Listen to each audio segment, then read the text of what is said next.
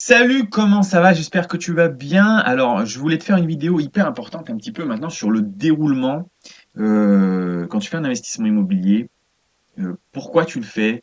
Quand est-ce que tu le fais? Ou plutôt quand est-ce que tu arrêtes de le faire? Et de voir un peu en fait, si tu veux, il y a un chemin que je voudrais te montrer, qui est hyper important et qu'on pense pas forcément. Donc aujourd'hui, on va partir sur, un Excel. Je vais te montrer pendant que qu'on parle. Rapidement, là, je suis à Thionville. Et en fait, si je suis ici, c'est que je suis ici quelques jours pour revendre tous mes biens immobiliers. Je me sépare d'absolument tout ce que j'ai sur la ville ici, et je vais t'expliquer la raison de pourquoi je vends tout. Alors, on va aller sur le graphique et je vais t'expliquer ça. Parce que c'est quelque chose par lequel tu vas passer toi aussi.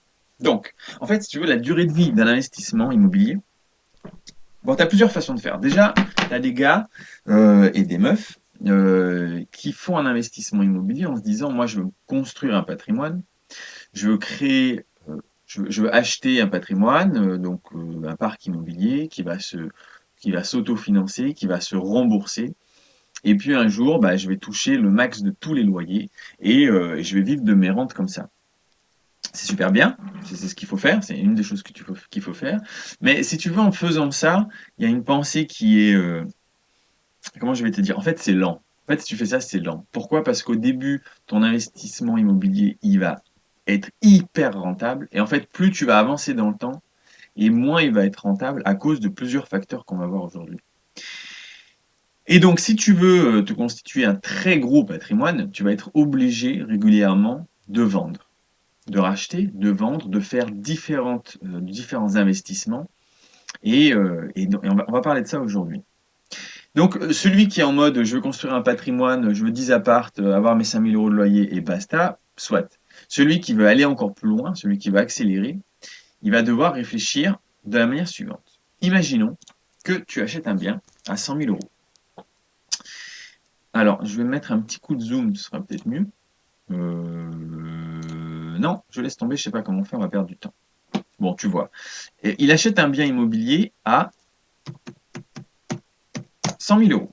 Tu achètes un bien immobilier à 100 000 euros, tu as fait bien les choses, tu as une rentabilité de 10%, ce qui fait que tu vas gagner grâce à ce bien immobilier 10 000 euros par an. Ok? Bon, au début, si tu fais bien les choses, l'idée c'est d'acheter ton bien immobilier à crédit pour utiliser l'effet de levier du crédit. Si toi, on va partir, on va imaginer, tu vois, tu vas voir ta banque, tu trouves un bien, tu lui dis voilà, moi je veux mettre le moins d'apport possible. Elle te dit ouais, il serait quand même bien que tu mettes 1 000 euros de frais de banque. Tu mets tes 1 000 euros ici. Toi, tu vas mettre 1 000 euros réellement de ta poche. Le bien, lui, il coûte 100 000. La rentabilité du bien, elle est à 10%. Donc, tu gagnes 10 000 euros. Si toi, tu as mis 1 000 euros, tu as fait x10 à la fin de l'année. D'accord? Sur ton capital à toi. Parce qu'en fait, on s'en fout que le bien il coûte 100 000 euros et que la rentabilité du bien est 10%. On sait bien, hein, il faut quelque chose de rentable.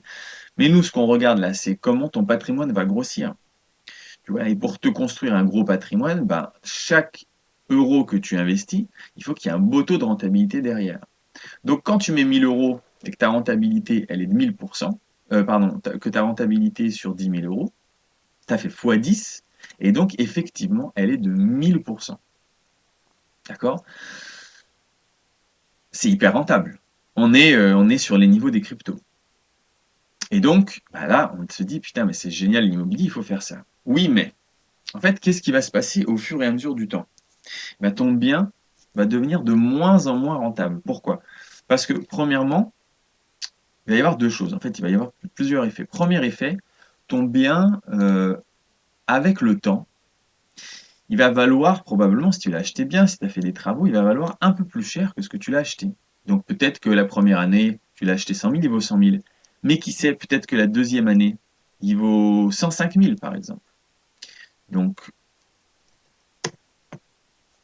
euh, peut-être qu'il vaut 105 000. Ok, 105 000 euros. Et du coup, ah merde, lui il n'a pas fait correctement. J'ai supprimé son calcul. Euh, Excuse-moi, je fais un truc 2 secondes. Ça divisé par ça.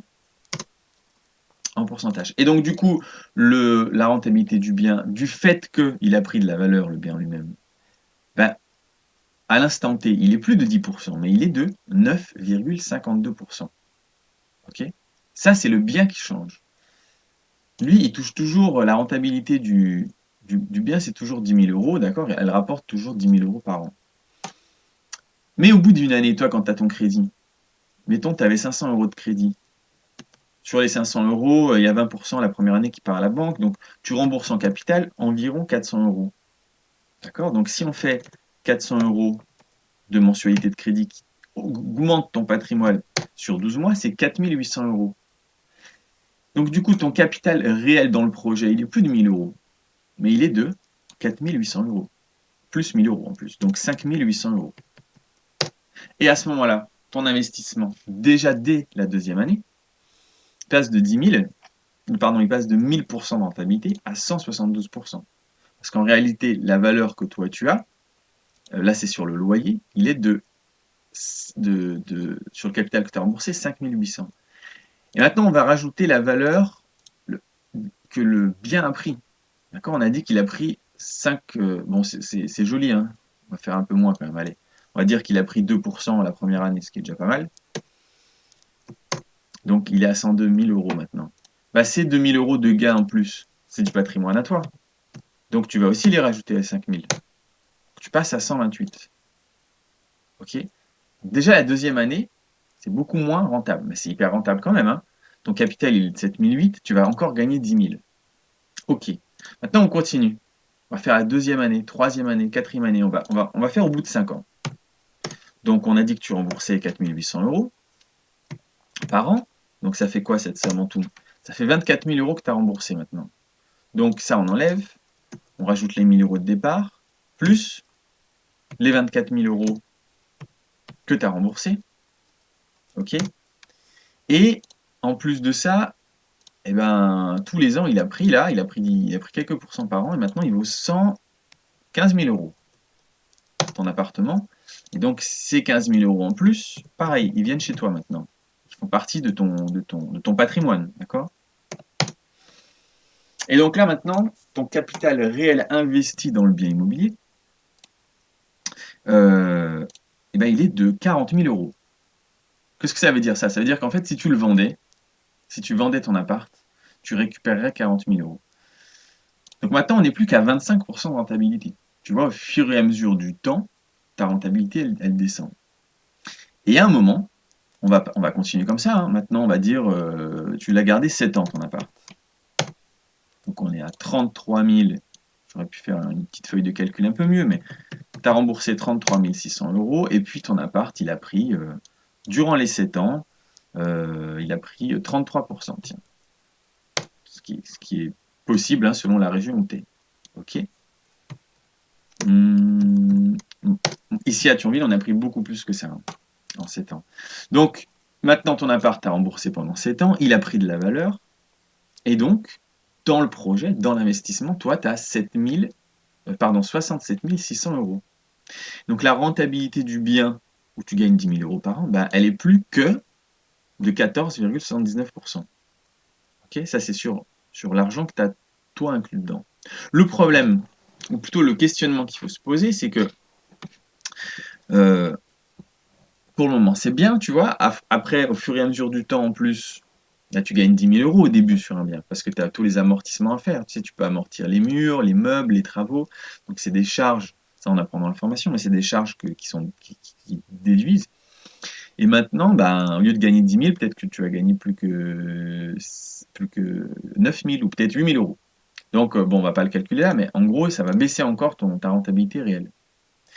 Donc, au début, tu pars sur le fait de faire un crédit et puis de mettre très peu d'argent dans le projet sur quelque chose qui est hyper rentable.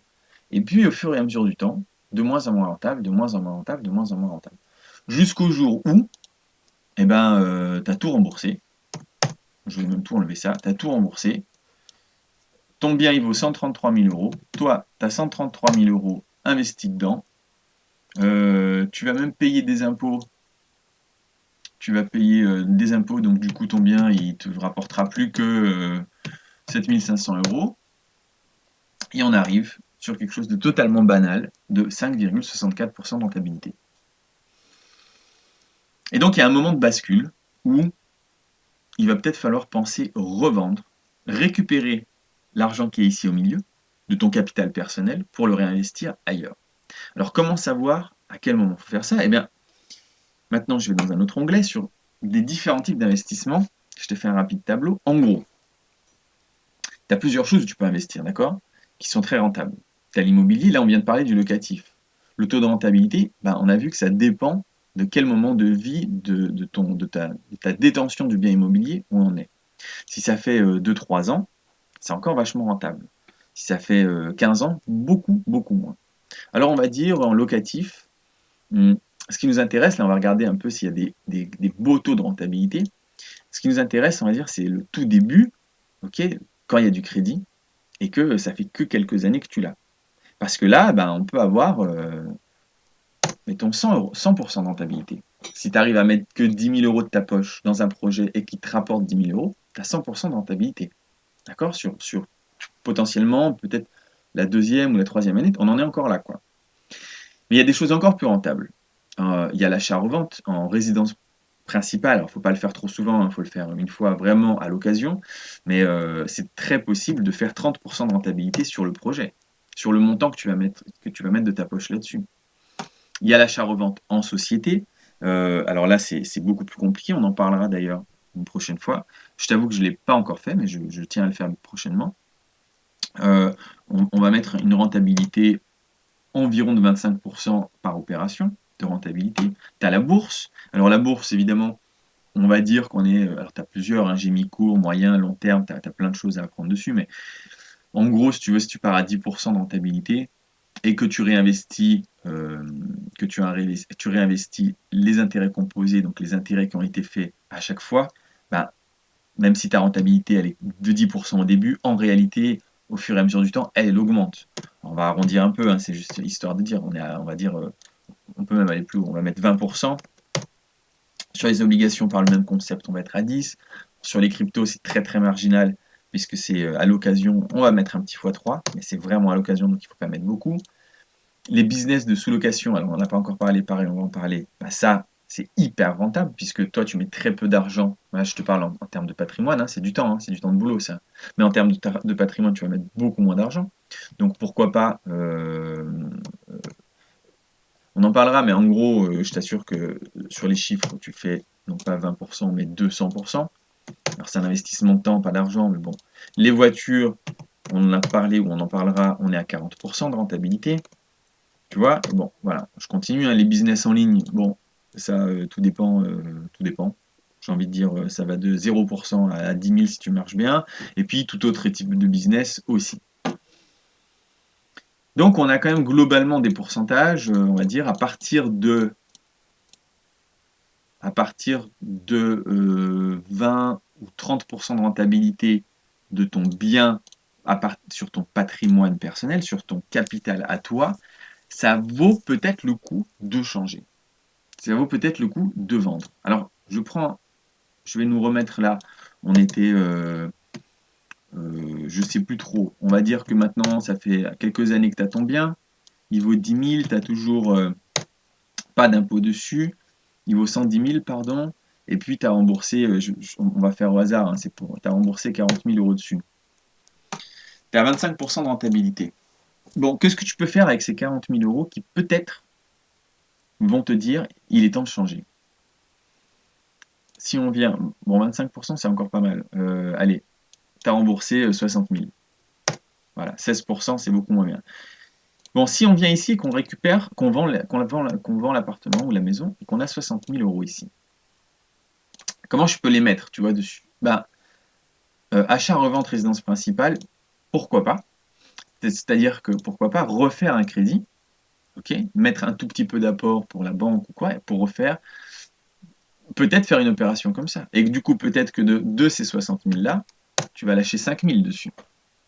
Et donc, tu vas avoir, en termes de pourcentage de rentabilité, tu vois, on a ici 1500% parce que tu as fait un crédit en fait. Du locatif, ben pareil, tu mets pas grand-chose. tu essayes de faire un crédit. Allez, peut-être ça va te coûter 2500 euros. On va faire des chiffrons, ce sera plus simple. Ou même 5000 euros. Sur l'achat-revente, ah ouais, en plus, tu vois, si je reviens à l'achat-revente en résidence principale, c'est pas vrai ce que je dis parce que en réalité, tu as eu un crédit, donc c'est même pas 30%, c'est sur la valeur totale.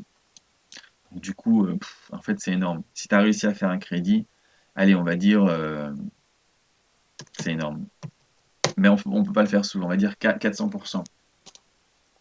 Achat-revente en société, bon, t'as pas grand-chose en argent là, tu vas pas le faire tout de suite. Et puis donc tu as mis 10 000 que tu as réinvesti dans l'immobilier en refaisant des crédits. Et puis peut-être tu as mis un peu dans les actions, tu as mis 10 000 euros dans les actions, tu as mis 10 000 euros dans les obligations. Les cryptos, il faut mettre pas beaucoup du tout, tu as peut-être mis juste 2 000 à l'époque, au bon moment. Et puis là, tu t'es dit, vas-y, je vais lancer vraiment, je vais me mettre à fond dans les voitures et la sous-location. Dans les voitures, je mets 20 et j'en suis à combien là? À 52, donc il me manque 8. Et puis je vais mettre 8 000 euros dans la sous-location. Ok? Donc tu as récupéré ton argent, tu l'as redistribué un petit peu de manière différente sur des choses qui sont plus rentables. Tu as refait du crédit, donc tu repars sur des trucs hyper rentables. Tu as mis un peu en bourse, tu as fait un peu en business. Et donc on arrive à un total, en fait, ça c'est le gain que tu vas faire sur chaque ligne. Et tu arrives à un total de quasiment le même montant à la fin de l'année que tu as mis en début d'année. Tu as quasiment doublé. Tu as un taux de rentabilité qui est proche de 100%. Et donc, à ce moment-là, tu vois, de passer de 16,67 à 100, bah, il n'y a pas photo, quoi. Là, tu vas gagner quasiment 60 000 euros. Et puis là, tu vas gagner 10 000 euros. Et donc, il y a un moment de bascule. Alors, le moment de bascule, c'est à toi de le décider. C'est à toi de voir quand est-ce que tu veux le faire. Tu peux très bien faire un moment de bascule où tu te dis non, mais moi, tout ça là, achat-revente de résidence principale, j'en veux pas, je veux plus faire du locatif, je veux plus rien faire en fait, je veux juste faire de la bourse à 10%. Bon bah, tant que ton bien immobilier, ça te rapporte plus que 10%, tu changes pas. À partir du moment où il est sous la barre des 10%, bah tu vends et tu déplaces cet argent sur quelque chose qui est plus rentable. Et si à l'inverse, tu es comme moi là et que tu es en mode je veux faire plein de trucs différents et je suis à fond, et ben moi je suis à un taux là de 96%. Donc quand ma rentabilité de mon bien avec mon capital personnel investi dedans, il descend en dessous de ces 96%, et ben il faut vendre. Et du coup, en faisant ça, mais tu vas grossir ton patrimoine vachement, vachement plus vite. Alors il y a un chemin parce que ça c'est dans l'idée, tu vois, mais il faut comprendre en fait le concept. Alors là, c'est une feuille blanche parce que je vais le marquer avec toi pour que tu comprennes le chemin qu'il faut prendre pour faire ça. Au début, si tu as de l'argent, ou même si tu n'as pas d'argent, et d'ailleurs encore plus si tu n'as pas d'argent, ben en fait, si je reviens en arrière là, l'immobilier, ok, tu peux faire des crédits. Achat-revente en société, laisse tomber, tu n'auras pas de crédit. Bourse, tu n'as pas d'argent. On a dit, tu n'as pas de crédit, tu n'as pas d'argent. Obligation, tu n'as pas. Crypto, tu n'as pas d'argent. Sous-location, tu n'as pas d'argent. Location de voiture, tu n'as pas d'argent. Business en ligne, tu n'as probablement pas d'argent. Donc tu as de l'argent, tu n'as pas d'argent. Ben, tu n'as pas le choix en fait. Le premier chemin, si je dois te mettre le parcours, si tu veux, du combattant, quand tu commences avec rien. Parcours en partant de rien. Eh ben, en un, c'est forcément, forcément, forcément, forcément, tu l'as, bah, le crédit immobilier. T'as rien d'autre. Il n'y a rien d'autre que, ou alors tu vas me dire oui, bon, les cryptos, non, mais les cryptos, les gars, ça va pas durer infiniment, tu vois. Là, aujourd'hui, ce matin, je me suis réveillé, il y avait moins 20%. Peut-être ça va remonter, mais peut-être c'est fini. Donc, par contre, quelque chose qui est beaucoup plus sûr, bah, ton investissement immobilier que tu as bien monté, que tu as bien préparé, que tu as fait un crédit que tu fais un crédit avec la banque, en tout début de parcours, tu as mis 2 000 euros de ta poche, t'es à 500%, quoi. Tu vois? Ça, 100% de rentabilité, bah, t'as pas mieux. Tu trouveras pas. Tu pourras pas mettre tes 1000 euros d'épargne ailleurs que là-dessus. Donc, du coup, en un, on construit un patrimoine avec un crédit immobilier en partant de rien. D'accord? Ça, c'est vraiment le premier truc sur lequel il faut que tu te focuses. Le reste, on s'en fout, en fait. En fait, vraiment, bon, le reste, tu peux regarder, c'est intéressant, c'est marrant, et ça te forme. Mais en tout début de parcours, tu dois vraiment te focaliser là-dessus.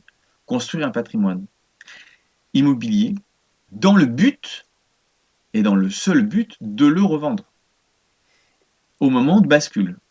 Et une fois que tu revends ton parc immobilier au moment de bascule, là, tu peux réinvestir dans beaucoup d'autres choses. Tu vois? Et c'est ça, en fait. Donc, je mets crédit immobilier, et puis deux, euh, revente. Alors, tu n'es pas obligé de tout revendre d'un coup, comme moi je fais. Je vais t'expliquer pourquoi je revends tout d'un coup. Il y a une raison, mais revente ou bien, et puis ensuite investissement au sens large. Tu vois?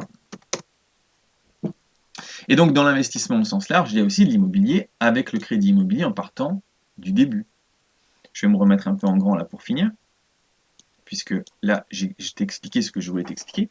Donc, euh, imaginons là, je vends mon appart là, et j'ai 60 000 euros de côté.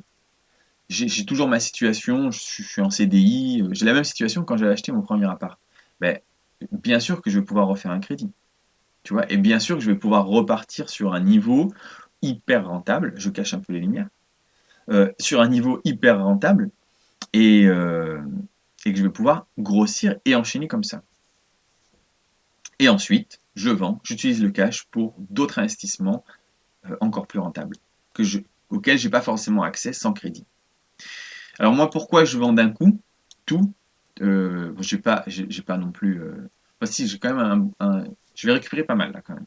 Mais pourquoi je vends tout d'un coup? Parce qu'il y a plusieurs raisons. Ben, déjà, c'est que ça faisait.